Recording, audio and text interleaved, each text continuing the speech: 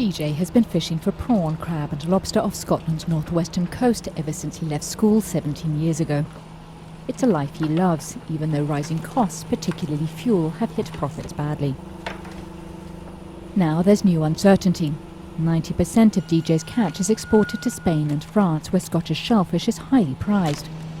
It's unclear what currency Scotland would use and how it would measure up against other currencies if Scots vote to become independent in a referendum on the 18th of September.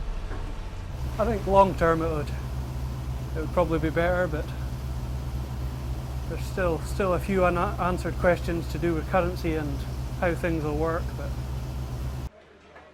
Concerns over the economic outlook of an independent Scotland also loom large over the Peterhead fish market in the northeast. This is Europe's biggest wholesale market for freshly landed white fish, such as haddock, cod and whiting. Approximately 1 million boxes of fish are sold here annually and dispatched around Europe. A lot is sold domestically to England. The difference between putting fish to England and putting fish to France, there's a big difference in paperwork we have to do regarding filling out forms for France and making sure everything's correct. There's nothing like that at the moment for England. If that becomes a reality, there'll be a huge amount more paperwork and so on. So it's a big upheaval. The pro-independence camp says an Edinburgh government would better represent the interests of the fishing industry, which is much bigger in Scotland than the rest of the United Kingdom.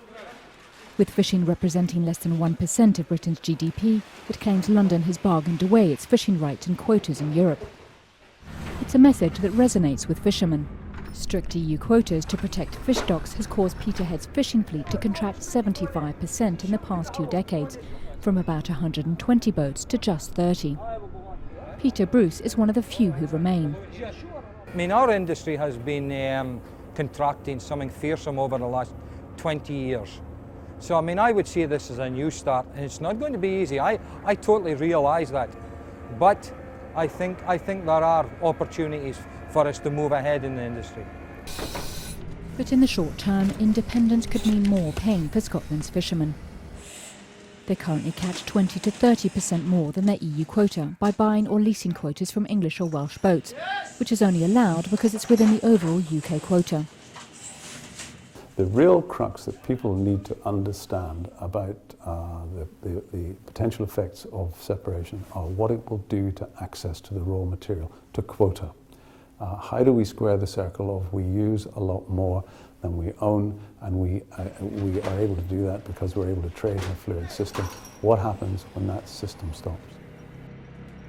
No one knows how long it would take an independent Scotland to join the EU in its own right, nor what would happen to its fishing quotas in the meantime.